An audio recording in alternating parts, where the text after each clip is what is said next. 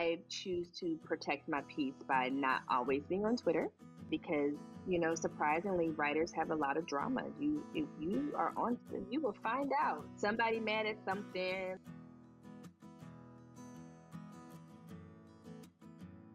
Welcome to Queries, Qualms, and Quirks, the weekly podcast that asks published authors to share their successful query letter and discuss their journey from first spark to day of publication. I am your host, author Sarah Nicolas, and literary agent Sarah N. Fisk. Known affectionately as your family's favorite author, Tanisia T. Moore writes uplifting work for all ages. For young adult readers, her debut book with co-author Lyn Miller-Lachmann in the Women of Power series, profiling women filmmakers, was announced in November 2020. For adults, she is the author of After the Storm, an inspiring contemporary romance novel of redemption and restoration. T has been published in the Alabama News, Medium, and Reader's Digest, as well as a TEDx talk on motherhood and entrepreneurship. So please welcome T to the show. Hello. Hello there. So today we're going to talk about your journey to publication, and we're going to start by going all the way back to the beginning. When did you first start getting interested in writing? And then how long did it take before you started getting serious about pursuing publication? So I've been writing for as long as I can remember. I'm sure like most authors, we've been writing since we were like knee high. For me, it started with getting my first journal at 6 years old, writing about like my favorite candies, probably what little boy I had a crush on at that time, who didn't know I had a crush on him, all the stuff that 6-year-olds concern themselves with. And then from there, it was kind of like one of those things. It was my therapy that I didn't know was my therapy at a young age. And I got an award, I think in like third or fifth grade, writing something on MLK, ironically, and received the award in my elementary school. I just recently found their certificate. So I was like, oh my God, I did get an award when I was a kid. Like, I can show this off now. But so I've always been writing, always been writing, whether it's me journaling, whether it's me writing random essays. It's been literally my saving grace. So by the time I started to get serious about publication was probably about 2012-ish. And I had just graduated law school, maybe 2 years prior to that.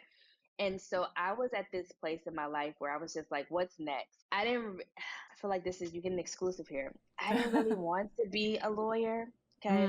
Like, I just thought like, that's what you do, right? You go to law school, you take the bar and you become a lawyer.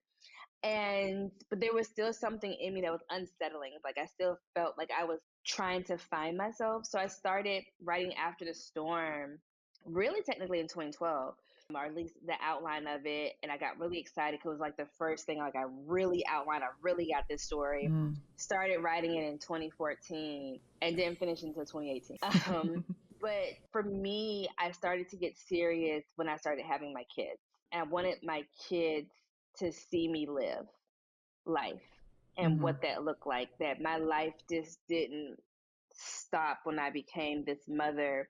It really was the genesis of my purpose, like finding myself. And so I always share whenever I talk about anything, like my kids are kind of the birthing place for what got me started, especially having my daughters, wanting them to see their mother like, hey, you could be a mom, but you can also have a life. And so that's when things started to turn and kind of to shift. And so I took the independent route initially into publication with After the Storm, just more of a way to like dip my toes into it. Like, I wrote a book. I finally did it. Yay me. And then I thought it was going to be done. Cause I was just like, at that time I had 2 kids. And so I was just like, yeah, I'm good on this. So that's kind of how we really got serious about it. I blame my kids, so y'all can thank them. Nice. How did you learn more about the publishing industry, like how it works, how to go about it, how to query, everything like that? Google is your friend with all things. And so I really had actually kind of standoffish about the publishing industry. Like, I've had heard, first of all, I didn't know you could be an author in real life. Like, like you read the books by these people, but like I didn't know there was like a career, like a job that you could do. And so coming from a Caribbean background, my dad is Jamaican, so like that's just not the thing. Like, you doctor, lawyer, engineer, like something like that. Author was not on my bingo card. Like, I didn't know that was a job. or something I could become. And so when I got serious about, okay, I'm going to now go this route of becoming an author, I got on Google, started like looking up stuff, learning about, the houses and the different agencies. And that wasn't until about, I would say 2019, after I had my third child, third and last child. Y'all, we not having no more babies over here. We done. We're good. But when I had him, I really started to kind of look around and kind of see what was out there. And for me, eventually I got on Twitter. I had this love hate with Twitter for years. It still exists. But now in a different way, because now I'm pretty connected in the writing community and know people now. But that's really where things started to kind of shift for me. But yeah, getting on Google, literally how to write a query letter. I mean, it's out there. People have all types of samples out there. Some of them are trash. Like, I wouldn't follow them, but Yes. teach their own. But getting out there, and that was really how I started. And then once I got my first agent, I started to really build community. And once I really began to build that community around me, it got a little easier in regards to building out my portfolio and understanding. Like, I remember my first picture book I wrote. I thought it was the best thing Yeah. this side of heaven. Like, you couldn't tell me that all 1,200 words did not belong in that book, because they all belonged in the book. It would make me cry, even though as I'm reading it out loud and I would read it, I was like, man, it's still going. Like, even I thought it was too long. But nonetheless, all those words belonged in that book. And with each rejection, I learned that all those words did not belong in that book, and that something was not working. We're going to have to figure this thing out. And so the thing about when you make that shift over into traditional publishing, there are rules that do apply. Now, I like to break rules from time to time, but there are some things and there are some crafting elements that I think sometimes you miss out as an independent author who doesn't have a good editor to help you. I'll keep that to myself, but like that, Yeah. there's a whole conversation with that, but there's a lot to be said about having a good person looking over your work and knowing what's actually in the market. And so that's really how I learned. I learned trial by error. Like I said, Google was my friend, but then once I got into a community, that was the game changer. Finding my people who I could connect with, my squad, really helped change the game. And I mean, I'm still a newbie, I'm still a baby in the industry, but I've probably accelerated a little bit more. One, because again, I have a legal background, so some things come a little easier for me to understand when it comes to like contracts and like breaking down stuff like that. And then because by trade I write as an attorney, I listen. If I need to save my life, I could write. I'm gonna write my way out of it. It has saved me on law school exams plenty of times, and it's probably how I passed the bar. There were essays. So yeah, just doing the research, and I really will say getting back on Twitter at the time that I did was also very beneficial for me to learn more about the industry. So then what happened? Can you break down for us your journey to signing your first book contract? Oh gosh. Okay, so all the details. So I connected with my first agent. I'm on my second agent, but I connected with my first agent through a mutual friend of mine, of ours actually. And it was also around that time when George Floyd was murdered. And so there was a lot of push for diversity all of a sudden. And there was like this call for Black voices, wanting people wanting to help, blah, blah, blah. And I say blah, blah, blah because 3 years later, we now see what happens to that call. But anyway, on the side, that's not what we're here for. But I did. I took advantage of the opportunities that were being given out there. It's actually how I met the Black creators in Kidlit community when Antoine Edie had put out that tweet. That's kind of how that community got birthed, and that's really where I met a lot of my friends turned family now. So met my first agent, like I said, through a mutual friend, and sent her a couple of picture books that I had written that had some pretty good potential, but just still wasn't hitting the mark. And so one of the things that I tell people. It's a weird Cinderella story, like how I got an agent, even both times. It's not the norm, Mm-hmm. but it's still something that I celebrate and I don't diminish it. I received a more than enough rejections. I also knew my bandwidth that I was not going to query for years upon years upon years. That was just not what I was about to do. I'm not built for that. Having taken the bar in 2 different states, for me, I was a one and doneer. If I had failed the bar, I wasn't taking again. So the same thought process applied for the querying process. If it wasn't going to shake out in about, I don't know, 6 months to a year, your girl was going, I was out. But so just wasn't going to do it. So I connected with her. The books that I went on submission with her, I think we went on submission with one book Picture book. initially, one picture book, and all passes on all of them. I did get like an R&R, which is a revise and resubmit. I really do hate those. Yeah. They're dumb, but they happen. I'm like, you want me to revise a book, pay me to revise a book. I'll revise it all day long. But anyway, that doesn't always happen. So I ended up writing the book that's actually debuting this September from Scholastic called I Am My Ancestors' Wildest Dreams. I wrote that book in about 30 minutes, the first draft. Mm. And when I say it poured out, it poured out.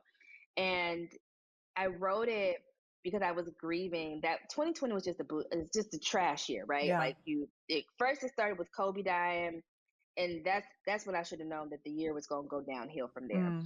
And then COVID, and then you're finding out like, oh, Ahmaud Arbery. Well, when did that happen? Then you had Breonna Taylor, and then it was George Floyd. It's just like, wait, we're in a Mm-hmm. pandemic. How's all this stuff happening? And so it was just a very trying year. And then Chadwick Boseman died, and the grief that hit me, and it was more so because of their age, like they Mm-hmm. weren't, both Kobe and Chadwick weren't that much older than me, and it was just putting things into perspective. Like, gosh, you really don't know your date of when you're going to leave, and so it's like you got to leave it all on the ground, all on the table. Like you can't take it with you. So I'm like, and I remember just grieving, and I just like couldn't shake it. Like you would have thought Chadwick was my first cousin, the way I was like crying, but it was just like I just felt, and I just kept hearing this mantra, and it's a very common phrase: "I am my ancestors' wildest dreams." Like, what does that even mean to be your ancestors' wildest dreams? And so, wrote that book, sent it to my best friend Ebony, and she was like, "Oh my gosh, T, this is amazing." I think we made like maybe one change to it.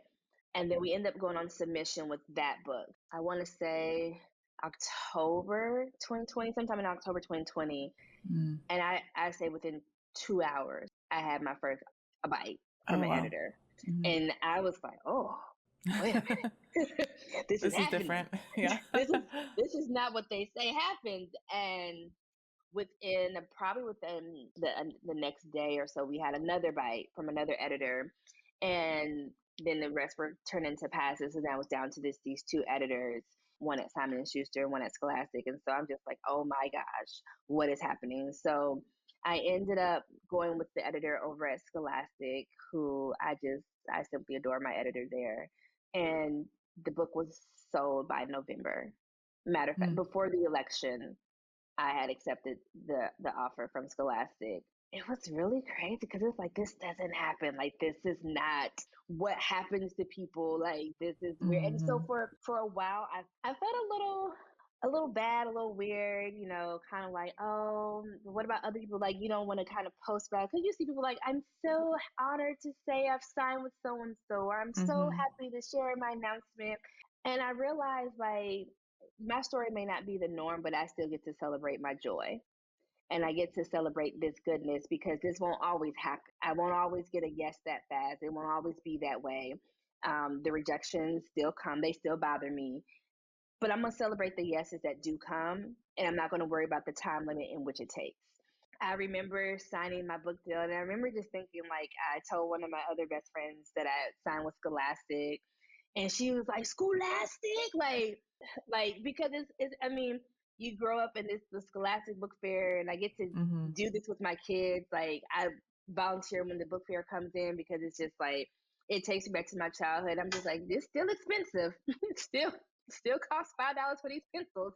Um, you know, but yeah, so it was, man, it was great. But I ended up having to leave two manuscripts, almost three. I say two and a half. The one story that I initially started with, the one I said was 1,200 words, Mm. it's shortened and it's changed formats. But I haven't let that story go because that one is about my son and it's very near and dear to my heart. So Mm-hmm. I have not let that particular manuscript go.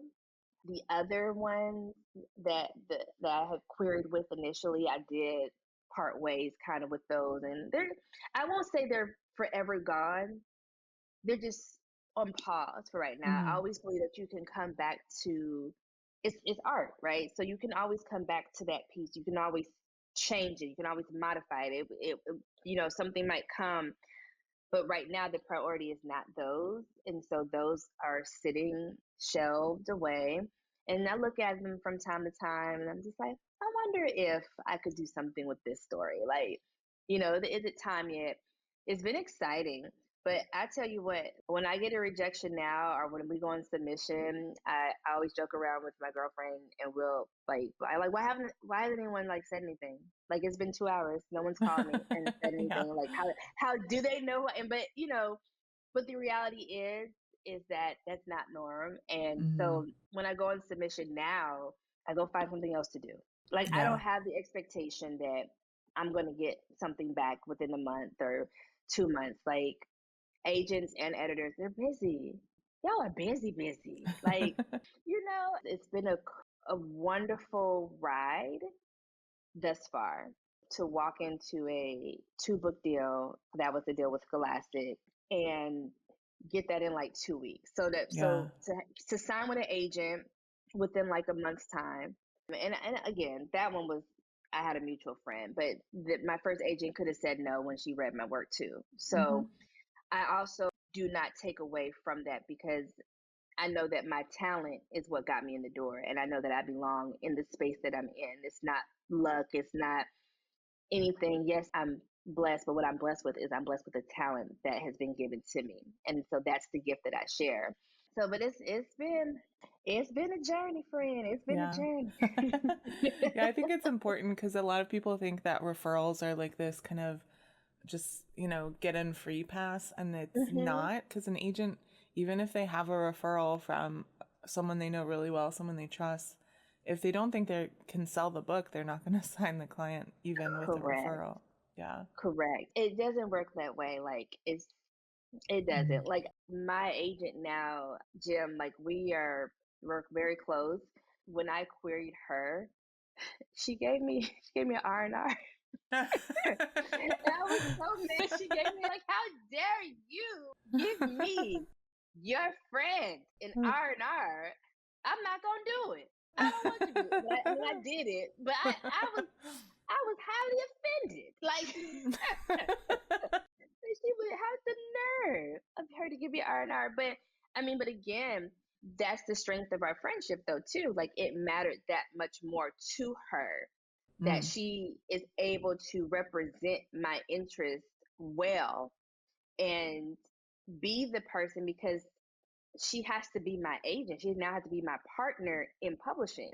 It's a different wheelhouse than her being my girlfriend that I get to shoot Mm-hmm. the shit. I mean, oh, I'm sorry, I'm gonna cuss. Shoot the breeze with, on a day to day basis. Like, there's business, and like, I'm entrusting her to be a bookseller for me and sell books on my behalf and other sub rights for my behalf. Then she needs to make sure she can do that in an unbiased way. Mm-hmm. So her R&R was appreciated because I mean, it helped, I guess. I mean, whatever. But but yeah, so but like you said, referrals, they're not this get in free card. They're not like it's automatic. I've put referrals out there and I let my friends know that I don't know Mm-hmm. what's going to happen with that. I can vouch all day long and say your work is phenomenal, it's great, it's all this. But at the end of the day, I'm not an agent. I'm not building a list. I don't know the market enough to, that's what y'all getting this 15% for. Like, that's for y'all to figure out what markets are, what's hot, what's selling. I just write books because the moment I have to step in and put on my attorney hat and I have to help you negotiate my contracts or do anything like that, that's when I know that we don't need to work together, because I'm now having to put on extra hats that I don't want to wear. I just want to be a creative in this space. So yeah. Mhm. But yeah, All right. referrals, they're good. They can move you up a little bit, but they're not guarantees for Yeah. sure. All right. It is time for the first cue of the podcast. Can you read your successful query letter for us? I can. Okay, y'all don't laugh. So, dear Miss blank blank, or you could say dear Miss Chambers Black, I am seeking representation for blank title, a woman's upmarket fiction with heavy romantic elements, and it's complete at 93,068 words. This manuscript is reminiscent of Black romance novels from the mid to late 90s, but remixed with a millennial flair. It's ideal for audience who enjoy the works of Terry McMillan, Eric Jerome Dickey, and Issa Rae. It also may be great for fans of the movie Girls Trip. Ava AJ Kincaid is a boss, queen bee, head black girl magic in charge, but AJ has very little control over her love life. As she waits for news of a possible career change and promotion at one of Atlanta's fastest growing aero defense firm, she must first come to terms with divorcing her former NFL husband. Devastated, AJ's fierce femme crew hatches a plan, and it turns out an impromptu trip to Las Vegas is a perfect distraction. A chance meeting with a handsome stranger causes AJ's heart to skip a beat, but AJ can't get caught up with her feelings. She's no fan of fairy tales. After all, what happens in Vegas stays in Vegas until it doesn't. Blank is a story about a woman navigating life after divorce and, with the help of her best friends, relinquishing control and healing from the past in order to make room for true love. I was previously represented by Jackie Lipton at Raven Quill Literary. While there, I received a book deal with the Chicago Review Press to co author a book within their Women of Power series on contemporary women film directors. Additionally, I have an unannounced two-book picture book deal with Scholastic, which is obviously now announced. In addition to releasing my debut indie novel After the Storm in 2018, I also published an essay for AL.com about how becoming a mother reignited my childhood writing dream. And I had the honor of presenting a TEDx talk for Alabama A&M University. Lastly, I'm a member of Black Peers and Kidlit, serving as admin and legal, Romance Writers of America, SWEBE, and the Authors Guild. As requested, I have placed in the body of this email the first chapter of the manuscript. I hope that you look forward to hearing from you. Thank you. Awesome. Thanks for sharing. Yes. So, how has your experience been since signing that first contract? You talked about it a little bit, because you got that first contract quite quickly. Yeah. Especially let us know what surprised you along the way. Oh, gosh. I didn't expect to break up with my first agent at all after signing my first book deal. And so that was, I would say, was painful. I'm a pretty relational person. It's kind of like, even as a married person now, like I didn't go into my marriage like, hey, I'm going to divorce you one day. So hang tight. Like you don't walk into relationships like that. And I felt, for me, I know every agent style is different and things of that, but for me, I needed a relational agent because I figured if you're taking some of my money, we need to know each other. We're gonna have to get to know each other a little bit better, because I need to make sure that you good. And so we had that relationship, but once the relationship ended, things shifted. I had considered her not only a colleague because we're both legal professionals, but I had considered her a friend because I had, she knew my kids, I knew her kids, and things like that. And so in my mind, it was just business. I just needed someone that I felt could carry me a little further in my author career. And I really did desire to have a Black agent, a Black woman agent at that, because it's something about being able to work alongside somebody who understands you, understands your culture. And so with the novel, the one that with the query letter that I wrote, that particular adult novel, the novel is blackity black. The characters are these professional women are authentically themselves. There is things that are just cultural references, or sayings that they will say when they're together that I don't have to explain to her. I just don't, because she understands it. That was important to me, to connect with someone that got me just as another fellow Black woman or Black person, period. And so breaking up and doing it in the way that I did. I picked up the phone, I set a meeting instead of sending an email, because I thought the strength of our relationship was one that was like, I'm going to call you. We're going to have a conversation about it. I don't really want no bad blood. I just think that I need to go in a different direction when it comes to my career.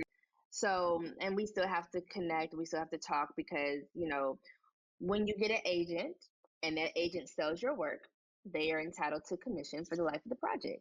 Mm-hmm. So we're going to have to talk because I need to make sure I get my checks, my royalty checks whenever they decide to come. So, you know, but that's part of the business, and I think hindsight's 2020. You don't know what you don't know until you know, like they say. And so Mm-hmm. I didn't know what I needed in an agent until I got into an agent author relationship.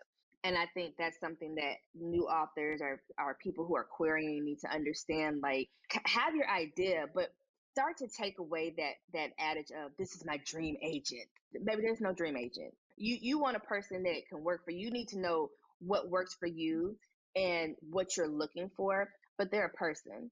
They're gonna fall short. They're not going to meet every single expectation that you may have set in your mind. Like, you're gonna have to come back down to a realistic term, because the moment that dream agent disappoints you and they fall off that pedestal and you realize their humanity, it's a game changer, right? So you just need to kind of know, like, what are the non-negotiables? What is it that you're really seeking in this partnership with your agent? And so that was something I had to do for myself after one making the decision to leave my agent. And it was not an overnight decision. Mm-hmm.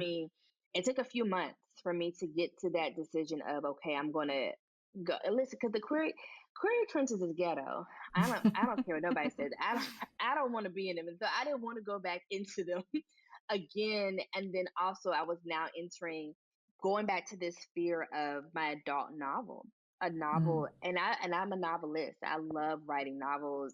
I love reading romance novels. It's my thing. I write picture books because I have my kids and I wanted to see more representation in the market for my children, and also for children to come, are in their age group. But I was nervous about putting that work out there, putting this novel out here, that is, I love this story so much, but out into the world, out into the spaces, and not knowing how it would be received. Would I get an agent? And it would have been very easy for me to submit picture books, because by now my picture book writing has, like, it's a lot better. It's giving what it needs to give when it needs to give it. Um, and so I could have submitted, and I had a little cushion because I had a 2 book deal, offer from Scholastic, and I had the deal from Chicago Review Press. That was scary. Like I said, I didn't anticipate leaving my first agent, and then, like I said, Jim, I queried a whole bunch of other people, but in my heart, I wanted Jim to be my agent. Like, I knew she was my person. Even if she didn't realize she was my person, she was my person.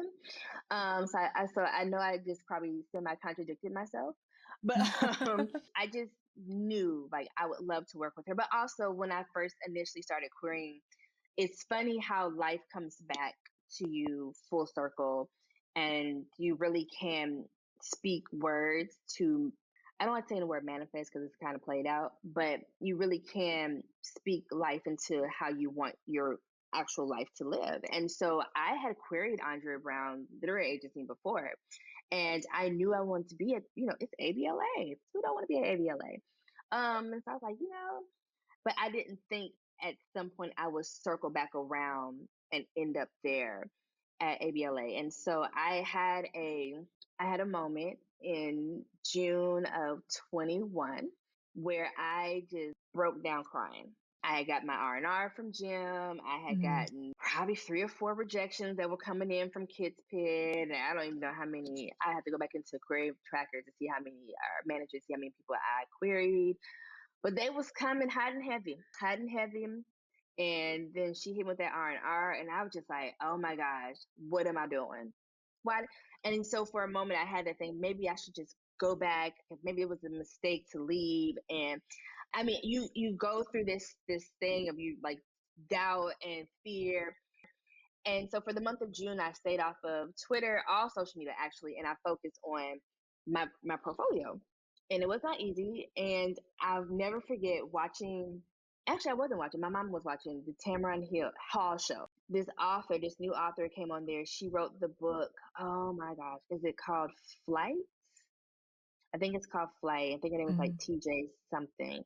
But anyway, she was on there. She had like 41 rejections, right?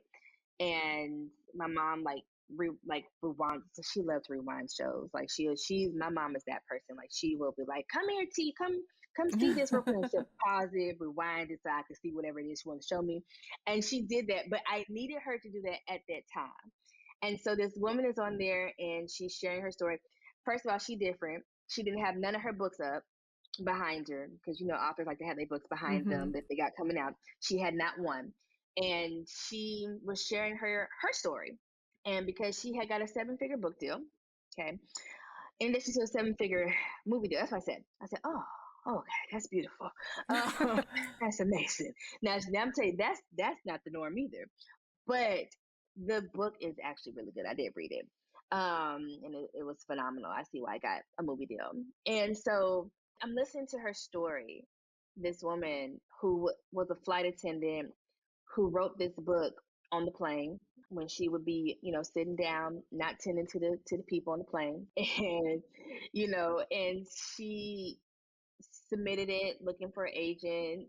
40, I think she said it was like 41 rejections she received. The 42nd one she got and got an agent. And it was the story that I needed to hear to keep going. It was, okay, I can get back on my horse.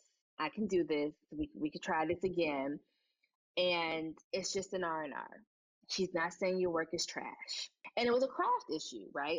And sometimes we have to separate ourselves from the notes and see like what actually is the issue. Is the story an issue and it's not working? Because publishing is subjective, art is subjective, period. I've seen illustrators work that have come over and I've been like, no, I don't like that. It's not what I would like. Somebody else likes it. I don't like it. It's with anything. You read a movie, you hear music, whatever the case may be. You get to be subjective. It's just not for me. It's the past, right? Cool. But when the notes come back and they're talking about pacing or they're talking about, and my issue was pacing. That was the biggest issue. That's a craft issue. It's also a fixable issue that can be fixed and can be worked. And so that means I need to fix the craft. And that's when I got back into like taking like some courses and really leaning on people to kind of connect with them on like, okay, how do I fix this pacing issue? What does this mean? What needs to be sped up? What needs to be slowed down? And so I think another thing learning on this journey, like after signing this first contract, is I'm forever a student. I could become the Toni Morrisons or, the Kwame. Like, it doesn't matter. I still have to be a student of the craft. I still have to be able to learn something new or, what's the style that I'm really going for? What am I digging into? And so once I was able to kind of separate myself after I stopped crying, I went ahead and got back on my horse, started revising, and I submitted again to Jim in September of 21. And matter of fact, I'll never forget, I had saw that she signed somebody new and I got mad. And so I like texted her. I got mad. I was like, how dare you sign another person? I was like, what are you doing over there? How dare you be out here signing clients? Rude. And so I sent her my packet and it was probably like a few hours later she like texted me and was like, hey, we should talk. And I was like, oh, is this happening? Is we doing this? Are we doing this? And so that was really exciting. Nice. Because I knew I earned it. And that was like the best feeling for me was like I earned that. I went in, I dug deeper into my work and I earned my position, to be able to be like, okay, I'm finally here. And so that has been exciting. And so, since then I've signed a 3-book deal with Raycraft. My editor also happens to be an amazing friend of mine, Winsome Bingham, and She's her own superstar at this point. I don't Winston just out here just writing books and selling them, like. And so, but getting to work under her and bringing forth the Micah Hudson series, which is a chapter book series, and following this cute little boy and showcasing my Jamaican heritage in those pages, and then recently announced another book deal with Scholastic for a picture book called Wash Day that Raisa Figueroa will be illustrating. So I'm like super excited that she is like agreed to like, tell her side of the story with her beautiful art. So I'm excited about that. And I am still working on this damn novel and still getting it together, getting it cleaned up, making it become something. And I think something that your audience should know is like, take your time with your work. Like, sit with it, make it the best you can make it. Like, because it's a lot. It's a lot, but I believe that once it's done, it's gonna be so worth it. Yeah. All right. Cool. It is time for author DNA. It's a quick round. Are you a pantser or a plotter? I'm a pantser. Do you tend to be an overwriter or an underwriter? Overwriter. Do you prefer to write in the morning or at night? Night. When you start with a new project, do you typically start with character, plot, concept, or something else first? It's a mixture of plot and concept. Do you prefer coffee or tea? Coffee's disgusting. Okay. When writing, do you prefer silence or some kind of sound? It depends. Either silence or put psych on in the background. Cool. When it comes to the first draft, are you more of a get it down kind of person or a get it right kind of person? I have become a get it down. What tools or software do you use to draft? Scrivener or Microsoft. Do you prefer drafting or revising more? Neither one. Revising. Do you write in sequential order or do you hop around? Oh, sequential order. And final quick round question. Are you an extrovert or an introvert? Can't you tell? I'm an extrovert. Yeah, sometimes people fake it.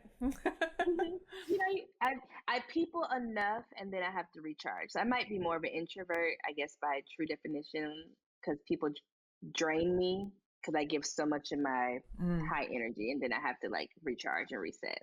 Now we're going to talk about the second Q of a podcast. What were some of the worries that you had on your journey? And do you feel like they were realized or you overcame them, or, how did that shake out? I think what I'm still working through is imposter syndrome. Mm-hmm. It's not as easy to shake off. It's getting better. Therapy is my friend. And kind of unpacking some of that trauma that's been internalized. But having to remind myself that, and my girlfriend Ebony says it the best, she says, my art is the prize. And so having to remind myself that I do belong. Scholastic is just not buying books for the hell of it. They're not just like, sure, you can have a book deal. Sounds great. And I earned it. And the reality is I am a good writer. Even if I wasn't writing books for the masses, I know that I can write. I've seen it. The grades in school proved it. I proved it. Like I've done it. And so having to remind myself I belong and I'm enough. There are times when publishing disappoints me a lot, but and so I choose to protect my peace by not always being on Twitter because surprisingly writers have a lot of drama. If you are on Twitter, you will find out somebody mad at something. Like recently I saw something going around, talking to authors about expectations when it comes to their agents and stuff like that, and I had to decide on did I want to dance in that party or did I want to just leave it alone? Yeah. But because I didn't want to entertain it, as a small business owner myself, when I see sometimes the entitlement of authors in the industry, in the space, whether they're new or established, it's a little bit problematic because it sets newbies up for failure. Like expecting an agent to turn a novel around in a month is unrealistic. And so, but also trying not to worry about that either, taking on the negative external forces around me and not putting that on, because that feeds that imposter syndrome. It makes me worry. It makes me be like, oh, maybe my book won't, or oh, maybe my book won't be in Barnes and Noble because they're not, Barnes and Noble's doing this and that. And it's like, well, actually, they've been doing this all this time. It's not new. It's just that you just realize that they've been doing it all this time. And if you think about it, hardcover books are expensive. I myself prefer a good old paperback because, $5 is $5 saved. Yeah. So having to really watch my imposter syndrome, because it gets fed a lot by external stuff, as a Black creator. Oh, the industry is doing this, and it's just like, but that's not my experience. But then you begin to think it is my experience, or it could become my experience because that's what that person experienced, not knowing the full story of the other person. In that regard, I'm always thankful though for my education. In regards, when I say my education as an attorney, we're taught to not marry one side of the story. So I can't go off knee-jerk reactions. Yeah. By training, because especially if you're getting like most of it from Twitter, because so many people on Twitter misrepresent things or overblow things or don't present all the information, which is true everywhere, but especially in the publishing industry. Especially on #writing community Twitter. Yes. And your imposter syndrome will get fed. And so I had to really watch that. So that was definitely a worry of mine, or is a concern of mine as I go through this journey. It's just, like I said, constantly reminding myself that I am enough. And a no is not a personal attack on me. It doesn't mean that I'm not a creative. It doesn't mean that I didn't make good work. It wasn't good for that person for whatever reason. All right, now it's time for the third cue. I call it the fun cue. Do you have any writing quirks? Is there anything about your writing process that you think is kind of different or interesting or unique? I love to watch Psych.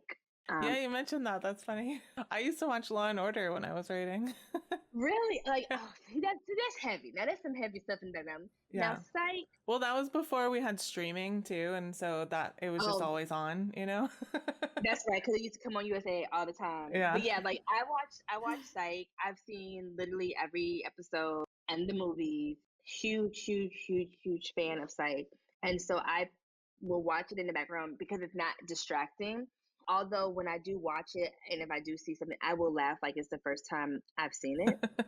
But I've been watching them for a long time. But that's something, when I'm really need to get into my zone, I'm putting Psych on. Like, that's great. I love it. And I reward myself with cheesecake from Publix. Oh, nice. When you were in the lowest parts of your journey, whatever that was for you, what kept you going and why did you stick to it? Oh, gosh. Oh, that's a good question, Sarah. Okay.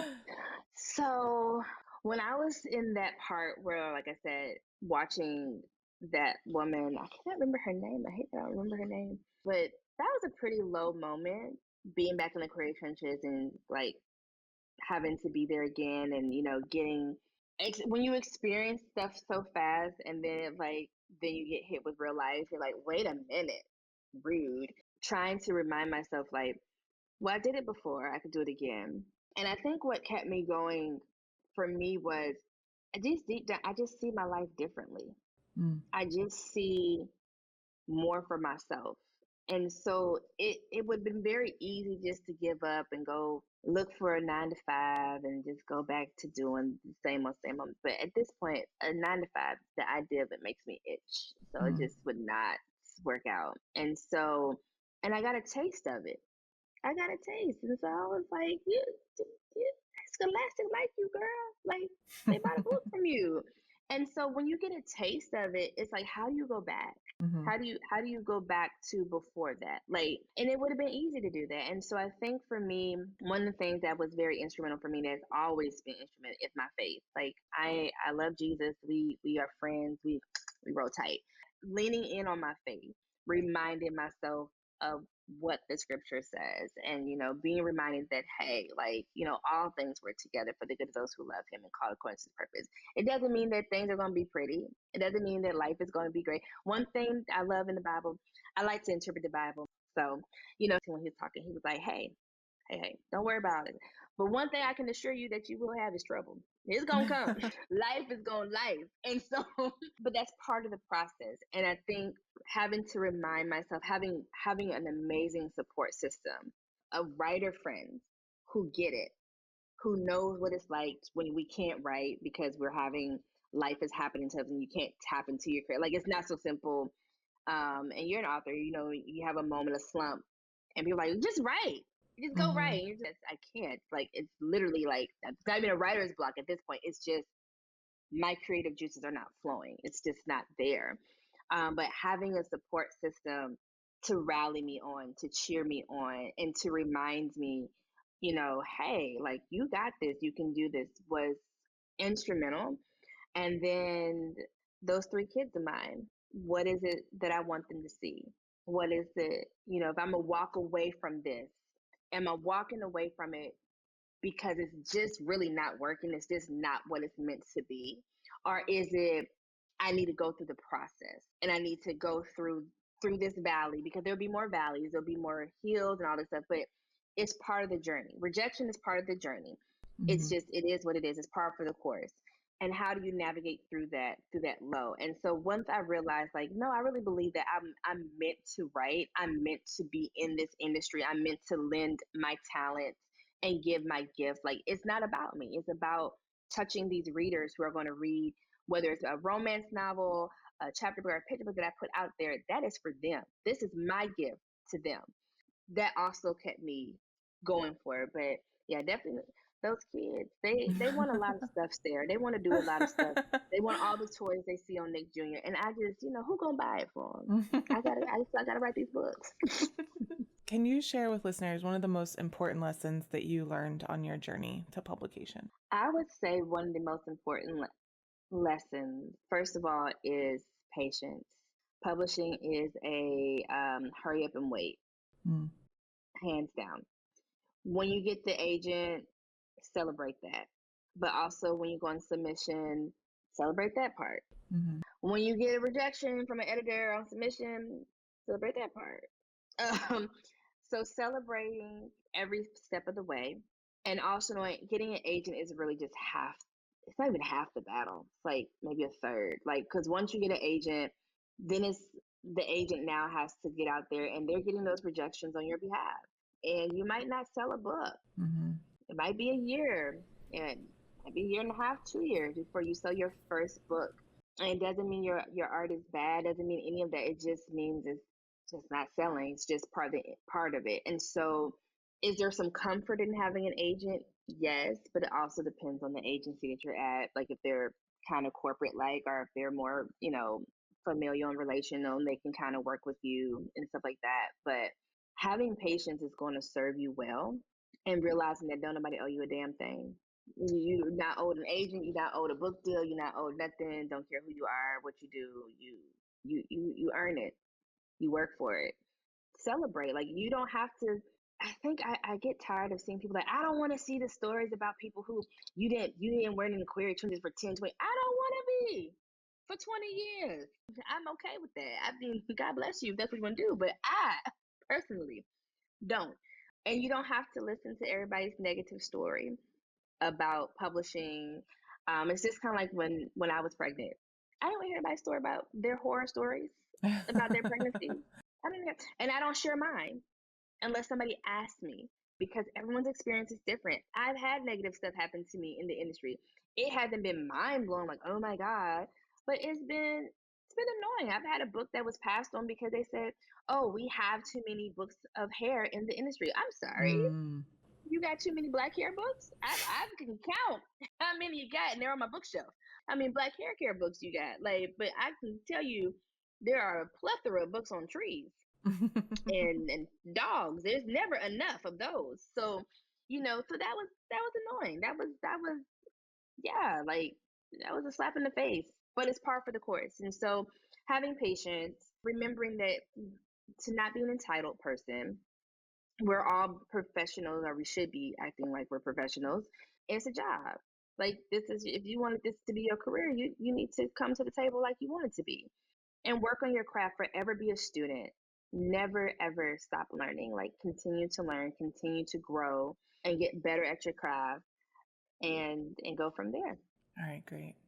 T, before you go, can you, for listeners who may be interested in checking out your work, can you tell us about what is upcoming for you? Yes, so as I mentioned, this September 19th, I Am My Ancestors' Wildest Dreams is coming out. It is a book that pays tribute and memorializes contemporary Black men such as Nipsey Hussle, Chadwick Boseman, and Kobe Bryant, and even some oldies but goodies like Thurgood Marshall, Ralph Ellison, and just it's my love letter to young Black boys everywhere, letting them know that they stand on the shoulders of these giants that have gone before them and laid a path, letting them know that they are loved, that no matter what they put their mind to, they can accomplish any and everything, and they are destined for greatness. And so that is coming out from Scholastic.